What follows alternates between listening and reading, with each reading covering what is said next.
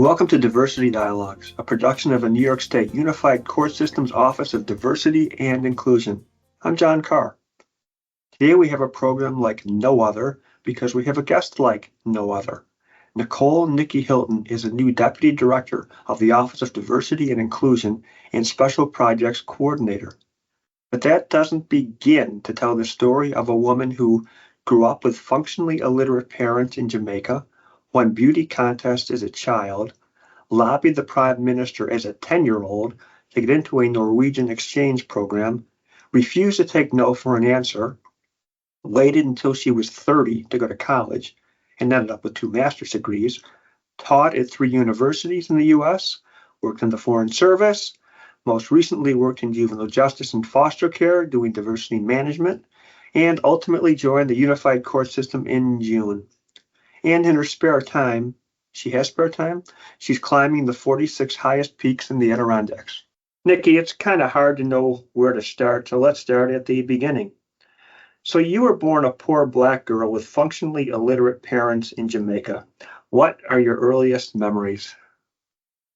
Now as I'm older, I call it poor. I call myself poor, looking back. But as a child, I couldn't recognize that poverty, right?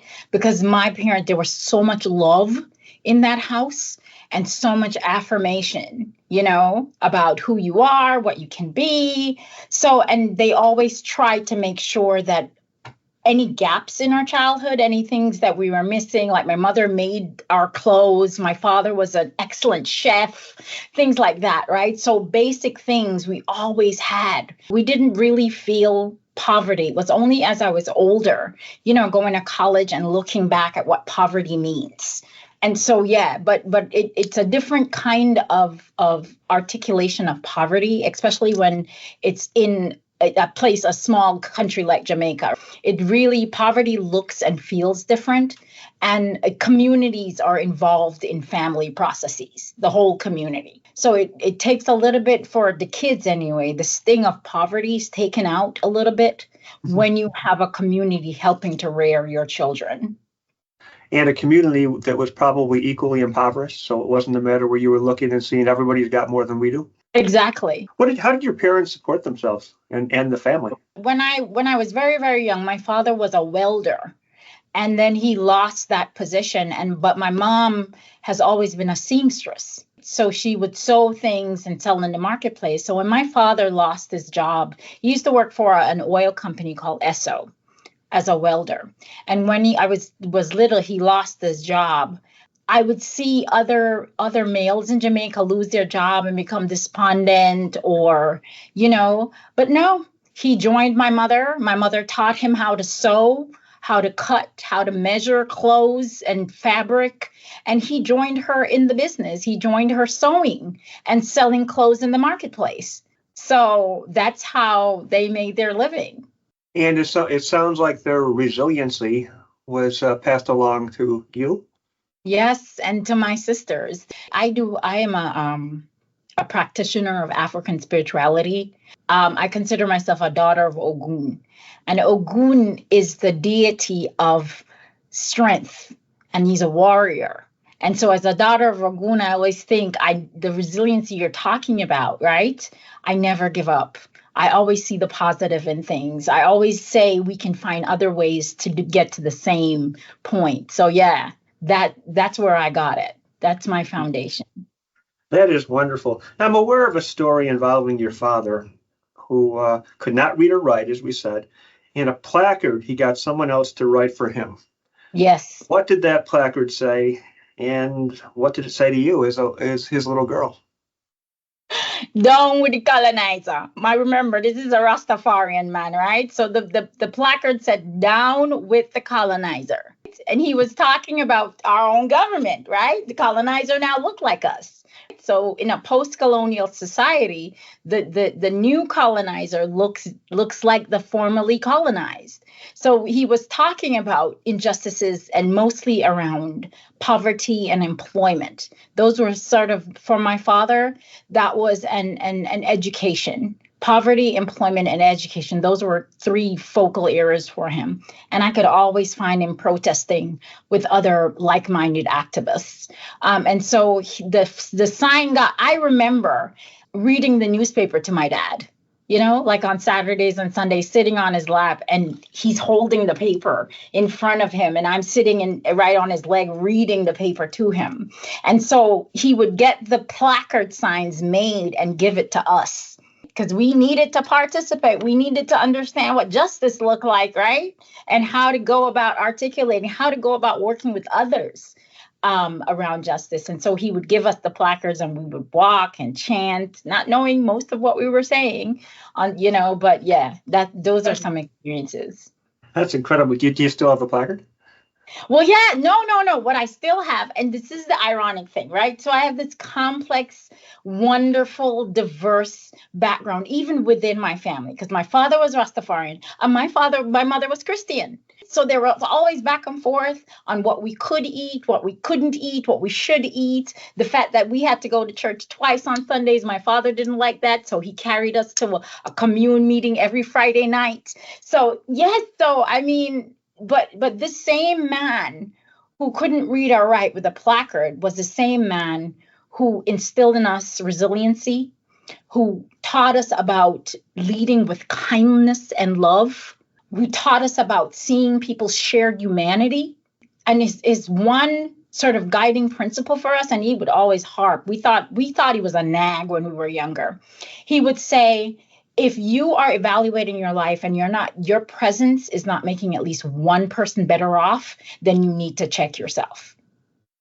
He would nag and nag and nag. And that same man who was such an activist, who couldn't read or write, who raised 3 warrior daughters, he used to enter me in beauty contests. Yeah. So when I was a kid, up until I was like 9 years old, my father was entering me into the pageant circuit, and I won. Yes. Wow. Congratulations. Yes. Congratulations. Still have pictures and little crowns from when I was Mini Miss Waterford or St. Catherine. That's in Jamaica. And the reason he did it was another sort of what he instilled in us, that our Blackness was beautiful, right? And he used to always say, no matter where you look all around us, beauty doesn't look like you. So what we're going to do is we're going to make up our own beauty standards. You are the best. You're beautiful. Look at you. And so that's how he would enter me. When I was going on stage, he would remind me of these things, and I would win. That's incredible. How did he come to this? How did he learn all this stuff? He obviously wasn't reading it in books. How did he form these opinions, these thoughts, this activism, this philosophy? What people don't understand is, even though a lot of the Rastafarian community in Jamaica have sort of the average education, right? High school or maybe 9th grade education. But what they do is they do come together quite often and discuss socio-political issues. And that's how they educate themselves. So there are quite a few in the community who are also scholars. And it's sort of like their job to bring new theories, new ideas to the front to get discussed on Friday nights. And they're discussed in a way that's not esoteric or too abstract. They're discussed in a way that's lived. And so that's how my father learned about things like colonialism, learned about things like imperialism, learned about things like justice by being around other activists who shared every Friday night. They had a community meeting. Yeah. And this is what they did. Discuss. That's amazing. Yeah. That's amazing. Let's take a step back. What is Rastafarianism, if that's the word? Rastafari. So Rastafarianism comes out of Rastafari. So Rastafari is a concept, an idea of living that is rooted in shared humanity, love and respect for nature and the earth, and to some extent the idea that His Imperial Majesty Haile Selassie, the former emperor of Ethiopia, was also the returned Jesus. Many Rastafarians now don't still ascribe to that, What they do is ascribe to things like the Nyabingi Bible, and they attend Ethiopian Orthodox Church. So yeah, so that's, and then so Rastafari is about living as one with humanity, with other humans, respect and care and responsibility for the earth, and knowing your place and playing your role as part of the human race. Now, how did your father come to that? Was he born that way? I mean, was he brought up that way? Were his parents that? No. So remember, the Rastafari took as a movement, took root in the 60s, the early 60s. So this was when my father was, I suspect, in his heyday, teen. Remember, he was attending these revolutionary meetings. It was the 60s. Castro was in power. Jamaicans were friendly with Castro. So that kind of socialist, sort of quasi-communist ideas around freedom and colonialism and so on. That was the movement and the time. So that's how he was raised. When did you realize, or maybe when did your parents realize, that the ticket to escaping the poverty was to leave Jamaica? It wasn't so much leaving Jamaica. My parents didn't see that. I did. Of my mother's 3 children, I showed the most academic promise. And in Jamaica, when that happens, if you are poor, education is seen as the only way the only path to social mobility. So we held on to that. We saw that education as our path out of poverty.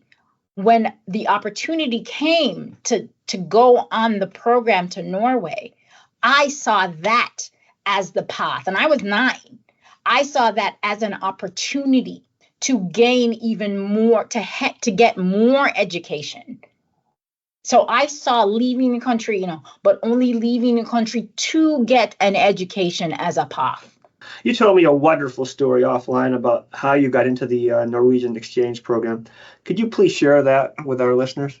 Oh my God. Okay. So in Jamaica, kids start high school when they're 10 or turning 11. And you finish high school, those years, when you're around 16, 17.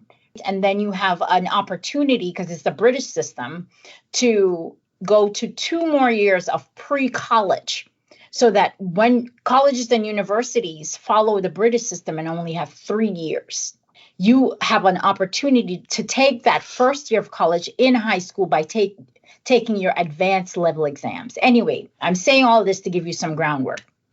So here I am. I just turned 10. And I started my high school. Back in those days, you had to test into your high school. So it was a meritocratic system. So depending on your score, you would go to an elite school, a better school. So I tested really high. My name got published in the paper. I tested high. I got put into this very elite school. This school happened to be across the road from the Prime Minister's office. So when I was selected for the program, the parent contribution, remember, this was in the 80s. The parent contribution was $2,000. You could say it was 2 million, because my parents didn't have $200. They didn't know how to find it. And so the time came, the money didn't get paid. I was selected with 5 other students to go to Norway. The Saturday, everybody was supposed to leave. The students left without me because my money wasn't paid. So actually what happened before that, the Friday before, my mother had called and asked if there was any possibility that she could go on a payment plan. They said no. So I decided that I was going to seek help. So I walked across the road with my friend to the Prime Minister's office.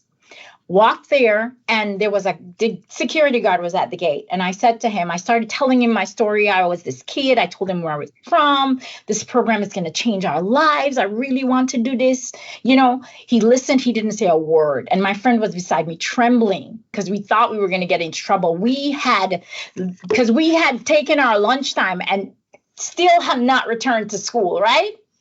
So, but I am so focused. I don't care. I'm not afraid of anything. And he said to me, you know what? I'm going to let you in because you are from my neighborhood and you're a little Black girl and I want to see you achieve. And he let the two of us walk into the Prime Minister's office and he sent us to the Prime Minister's secretary. Her name was Miss Pasha. And Miss Pasha, in Jamaica, the color of your skin, the shade of your skin is very important. So in those roles, the lighter your skin is, the better it is. You more likely would be in a role like a bank role or Prime Minister's office. So Miss Pasha was from a member of what we call the brown middle class Jamaicans. She heard my story. She said, well, the Prime Minister might not be able to help you, but write a letter and come to me. Ran back to school, told my teacher why we were out and she didn't see us. And she said, and I told her what was going on and she helped me write the letter real quick. And we cleaned it up and we ran back over to the Prime Minister's office. And so we gave the letter to Miss Pasha. This was like 4:00 on a Friday. Everybody was leaving Saturday morning. She's like, I don't know what I can do, but I'll give it to Prime Minister. I went home. My mother was bawling because she's like, oh my God, this opportunity, it's not going to happen. I had faith. I knew I had done everything I was supposed to do and it was going to happen. So Sunday morning now, my mother thought it was over.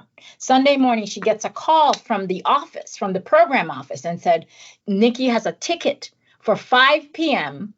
Please get her ready. She's going to fly to Helsinki, Finland at 5 p.m. My mother was like, what? What happened?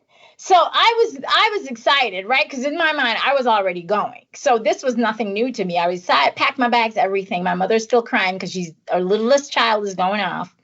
So anyway, weeks later, I'm in Norway. And weeks later, my mom gives me a call and she says, you know what happened? I found out how you got there. She said, Miss Pasha's mother was the first Black female mayor of Kingston, the capital of Jamaica.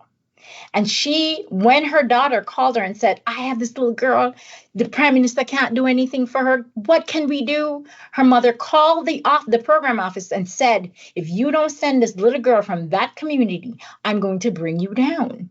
You are going to find a way to send her. And they did. They sent me. And so here I am in Norway. And just to end this, I'm in Norway and I'm in Finnmark. Finnmark is literally the region that borders Siberia, Russia.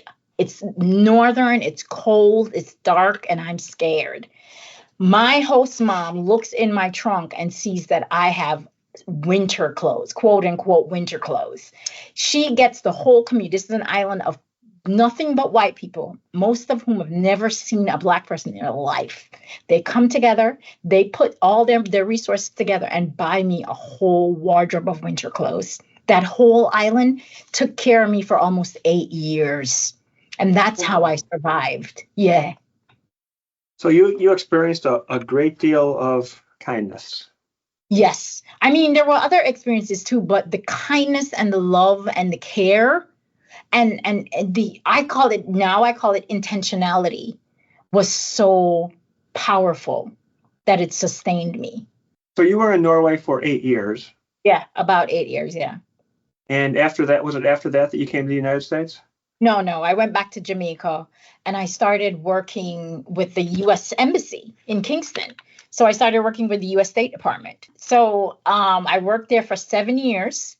And I, got sent to a couple of other places while I was working for the State Department. But yeah, I worked for 7 years. And this was prior to having a degree. And then I decided at that point, I knew exactly what I wanted to do when I was ready. And I decided to go back to college when I was 30. And so that's when I decided to come and live in the U.S. full time, is when I was 30 years old. Yeah. Well, I was turning 30. Yeah.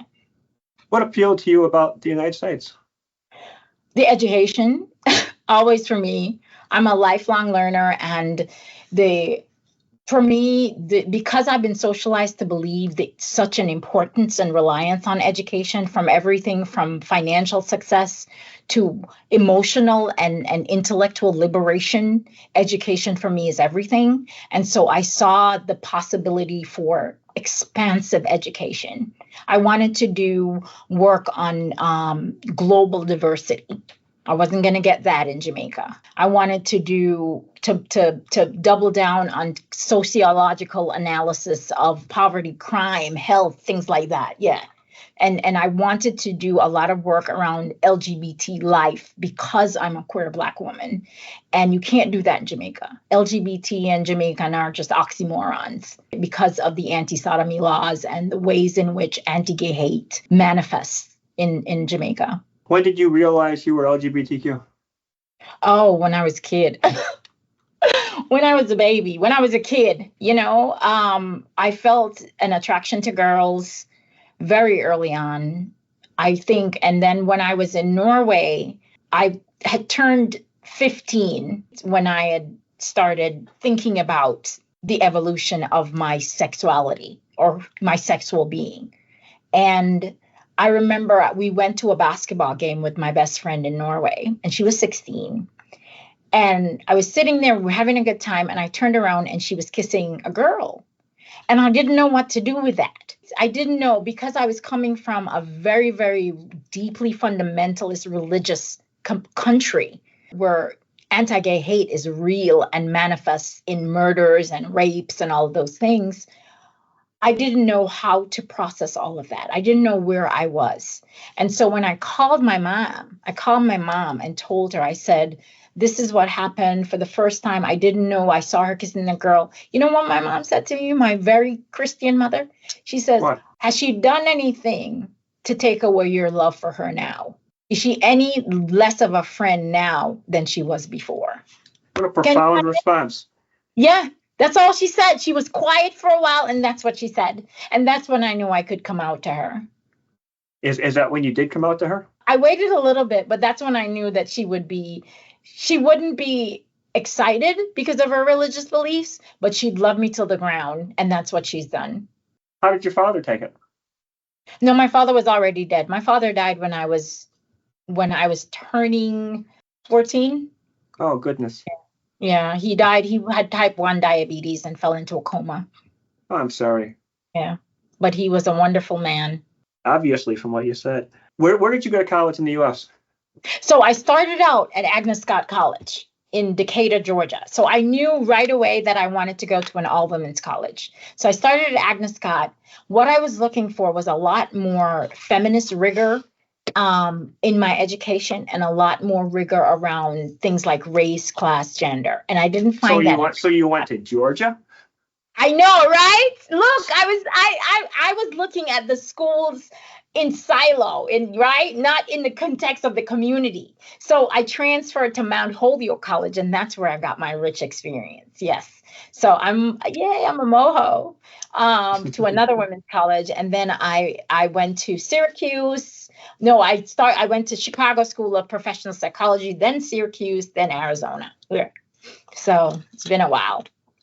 You have one of your master's degrees is in Pan-African Studies, I believe, yeah. Right?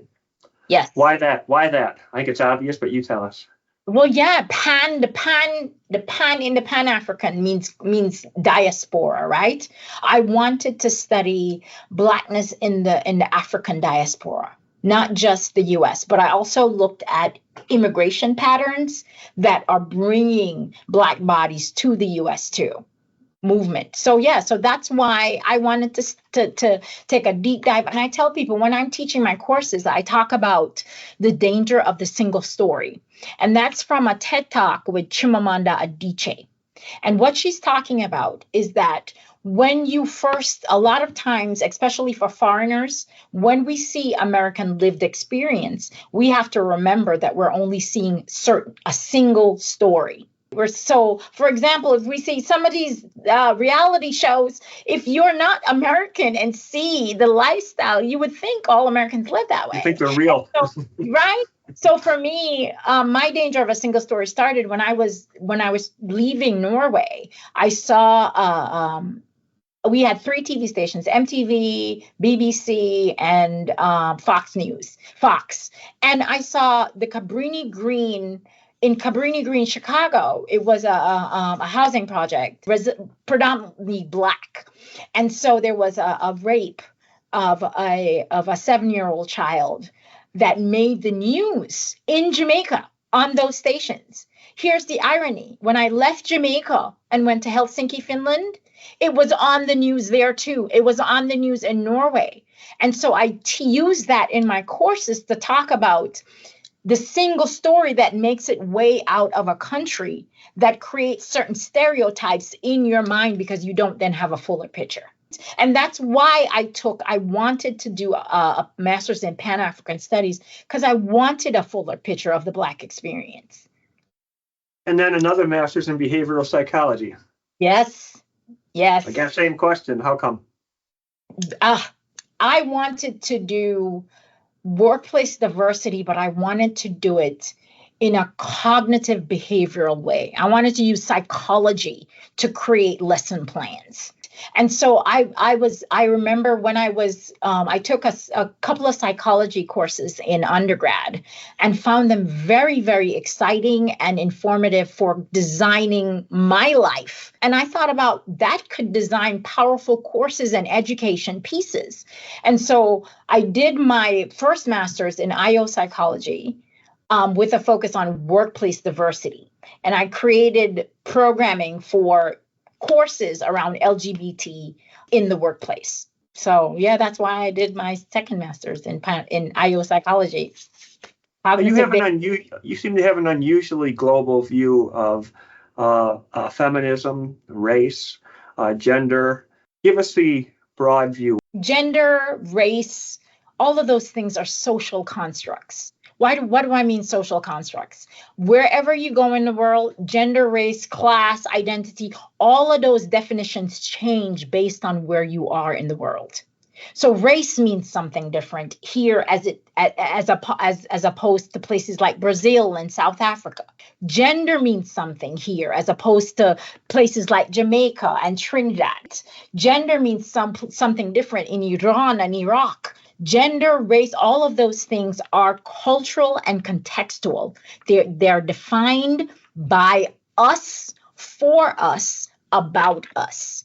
And if they are defined by us, for us, then they're social constructs. They're built, created. While they have material consequences, they don't have any reality, biological reality, is what I should say. They all have material consequences, but no biological reality.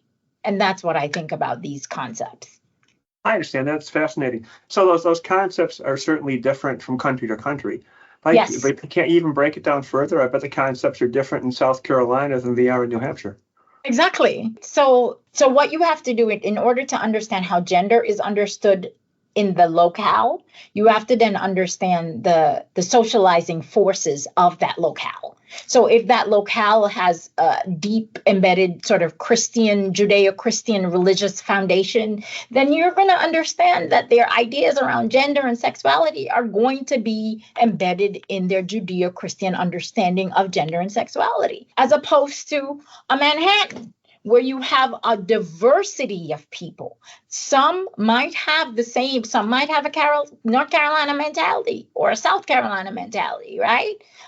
You know what? Forget North Carolina. Let's talk about a Mississippi mentality. Forget North and South. Mississippi mentality, right? Around race and so on. But they are embedded in a society or a system that has many different socializations. So they eventually have to conform, not conform in a sense, giving up their values, but respect other people's opinions enough that they don't offend. So I think that's the most important thing you said right there, is to respect others' opinions.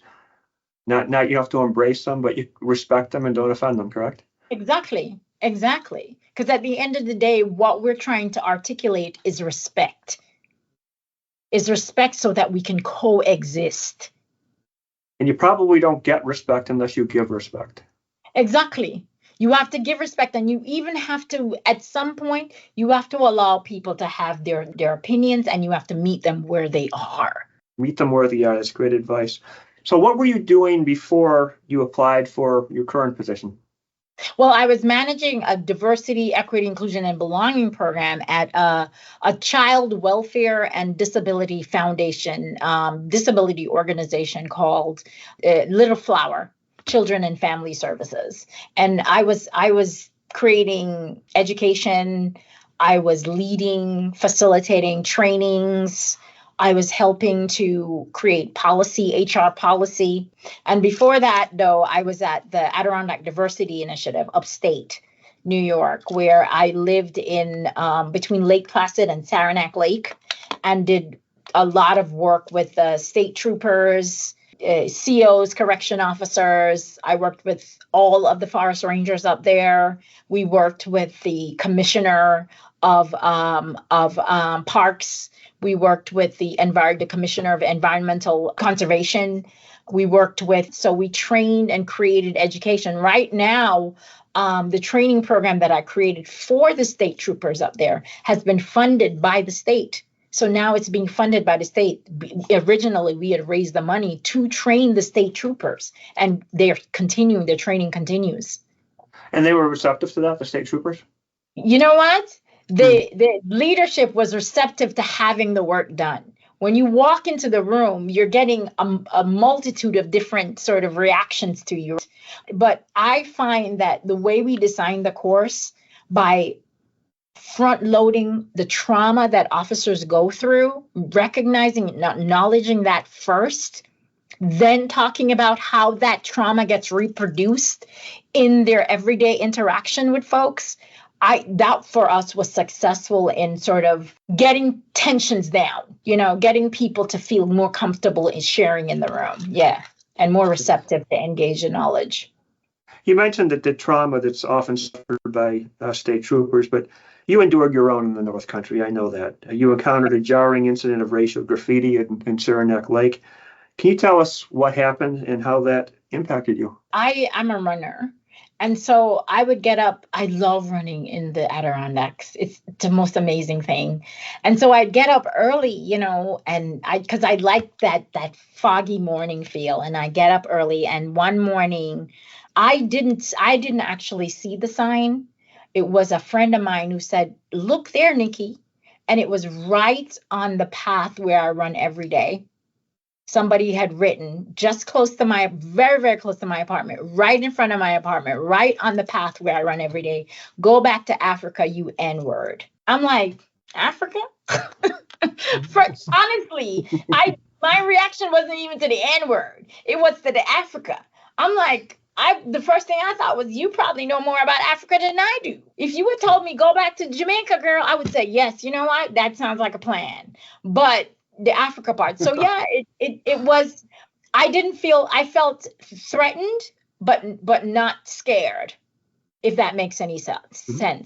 So I felt threatened, and the governor's office at the time sent a hate crimes task force to the area to investigate. So yeah, it was pretty severe. I didn't feel fear. I did move out of the area because I felt like it was wiser. It took them a while to remove the sign. I thought it was the reaction of the leadership, and I said so in the newspaper. I said as much, that I thought the silence of the leadership in the community was deafening. So did you have support in the community? Were the people who are coming to your side? Oh yeah. And let me tell you what happened the next day is a group went through, and we were in Saranac Lake at the time, and wrote affirming statements on the sidewalk. Kids. Yeah. They came out, school kids came out, they organized and wrote affirming statements on the sidewalk in front of my house, all the way down where I ran. Come on, man. When you talk about there's no possibility for change, I have seen it. I have lived it. And that's how I'm coming to the system. Wonderful. So what interested you in this current, the current position you have? I wanted to work with a bigger system. Within the bigger system that had the resources to do the work. And that was the challenge with Little Flower. I had wonderful colleagues. They were so committed. They just didn't have the resources, and they kept cutting the budget. And so that was I needed to have a space that had the budget, were invested in it, not just theoretically or conceptually, but practically invested in this work. And I wanted some stability. And there's nothing more stable than working with the state. I wanted that stability. I was at that point in my life now where I finished up my education, moved to close to family, and I wanted a bigger platform that had the resources to get the work done. What's your job? What's my job? My job is to design strategies that promote diversity, equity, inclusion across the system. It's about making sure every staff member feels respected, feels safe, and feels encouraged to bring their authentic self to the workplace, to bring their whole self to the workplace, and in doing so, promote a sense of belonging. Now, for me, I think that diversity, equity, inclusion are all bridges to belonging. The ultimate goal is that everybody in the space feels like they belong there. That's when we have achieved equity, and that's my job. Are you finding that you have the support, the sincere support you need from the leadership of the Unified Court System? Yes, especially from Judge Richardson. And I know that she's also empowered by Chief Judge Wilson. Yes, I know she's empowered, and she has empowered us. The judge has empowered us, has encouraged us. She's a beacon. Yes, a beacon for justice. What a wonderful description of her. Why are you doing this? Because this is what I know. This is how I was raised. My father and mother raised me to see shared humanity. My father and mother raised me to show gratitude for those who came before me by doing the work. Sitting down, being silent will not help you. It won't save you, nor will it save anyone else in your sphere. So get up, get out, and do the work. That's how I was raised, and that's why I keep doing the work. What an inspiring statement. But in terms of getting up, getting out, and doing the work, you've been climbing the 46 highest peaks of the Adirondacks. Yes. How many do you have to go? Well, I climbed 19. Is climbing mountains a metaphor for your life? Yes, but in so much as how I climb it. I'm a really lazy climber, I call myself. I love to stop, and I have my binoculars, I view, I listen to the birds, I make notes, I talk. I'm about the journey, you understand? And everybody should get to the peak feeling that they were part of the journey. And so that's me. No one should be left behind. I don't care who you are. And so that is a metaphor for my life, climbing, but how I do it. I always go with someone. We always support each other. We always push each other. We're always there for each other. And that's how I live my life. Climbing the heights, but carrying others along with me. Climbing the heights and carrying others along with you. Yeah. Nikki, thank you so much for your time, and thank you for the work that you're doing. Thank you, John. Thank you so much for this.